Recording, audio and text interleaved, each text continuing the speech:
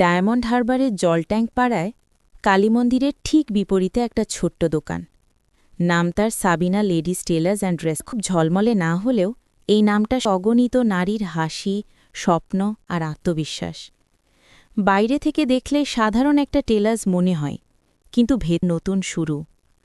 সাবিনা বেগম ছোটবেলা থেকেই সেলাইয়ের কাজ ভালোবাসতেন। বাবার কেনা একটা পুরনো সেলাই মেশিন ছিল, তার সব কিছুর মাঝেও তিনি হাল ছাড়েননি।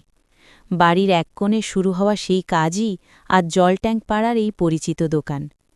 টেপ দেখেন না, তিনি খেয়াল করেন কে কোন রঙে বেশি হাসে, কার চোখে লজ্জা আর কার চোখে আত্মবিশ্বাসের খোঁজ। মুচকি হেসে বলেছিলেন, ভয় পাস না মা, তুই যেমন তেমনটাই সুন্দর। নিজের হাতে ডিজাইন করা ড্রেসটা পরে অনুষ্ঠানের দিন আয়নার সামনে দাঁড়িয়ে রিনা নিজেকেই চিনতে পারেনি।